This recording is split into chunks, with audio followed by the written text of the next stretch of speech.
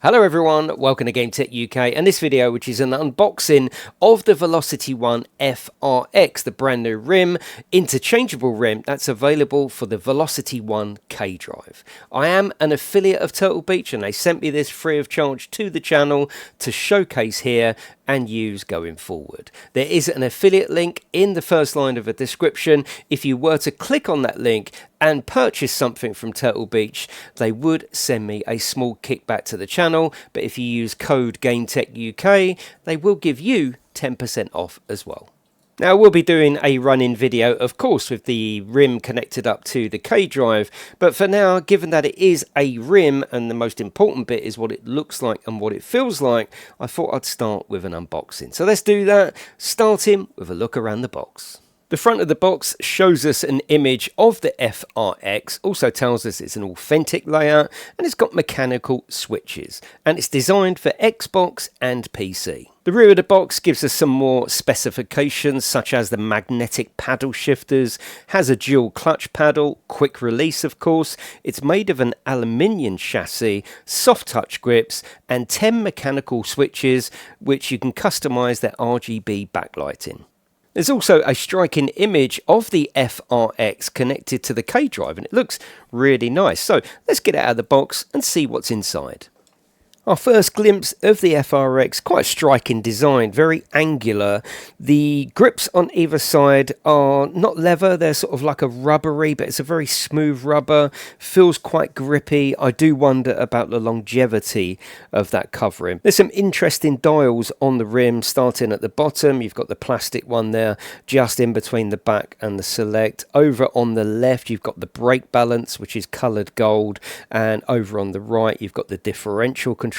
That's a really striking blue. I think they are plastic buttons, plastic covers, but they twist really nicely. You've got some twist controls and they're labelled as map, traction control and ERS. They are plastic covers. It would have been nice to see some metal on there, but they twist nicely and they're very precise. Everything comes pre-labelled, which is going to attract a lot of people and put off a lot of people. I'm not a big fan of plain buttons where you add your own stickers, and there's a lot of labelling going on here, such as the DRS, the radio, the pit limiter, talk button, OK button, but there's a weird duplication on the brake balance. There's a minus and a plus button for brake balance, even though there is a twist dial there. So that's a little bit strange. But I think overall, I'm actually pleased that there is some labelling on the rim itself. There's also two really nice feeling precise D-pads, although there doesn't seem to be any press down feature, which I really like. You know, you can do that in the menu, left, right, up, down, and push down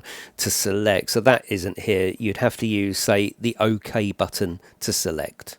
Just below the map and the traction control dials are 3 areas of plastic that have sort of been covered up, like they didn't really know what to put in this area, and they've just put blanking plates over them, which is a little bit strange. And given the fact that it is a formula rim, I think a much better use of that space would have been some kind of flag light system, so a yellow flag, a red flag, a blue flag light as an indicator, and I think it would have elevated it over the competitors and really made better use of that space rather than just some black plastic to blank it off. The paddles feel really good. They're Hall effect magnetic paddles. The top one is labelled with the plus and minus, that's for your gears, and the bottom one is labelled LP and RP for your left paddle and right paddle, and it all feels very good, strong, and exactly as it should be. The quick release also feels very chunky and very strong.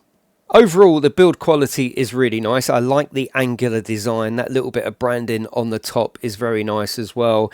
Everything sort of acts and behaves as it should. The button presses are really good. And I think if you obviously have got the K drive, for example, with the circular rim, to be able to swap it over to something like this is really going to enhance your setup. So I think the next thing to do is go over to the website and see actually how much this costs. Priced at $189.99, it's not actually a bad price for a replacement rim with this formula style. And of course, it doesn't only work on the VelocityOne race, which I've reviewed here on the channel, but it also supports the upcoming VelocityOne race KD3, which I will be showing on the channel as well. So $189.99, not actually a bad price. But at that price and this quality, this may just tempt people into the race ecosystem from Turtle Beach. Before you go down into the comments section, leave me some of your thoughts. What do you think of this rim, the price, the ecosystem, the race ecosystem from Turtle Beach? I'd love to know your thoughts in that comments section below. But that is it, everyone. Thank you very much for watching my video. I will see you in the next one.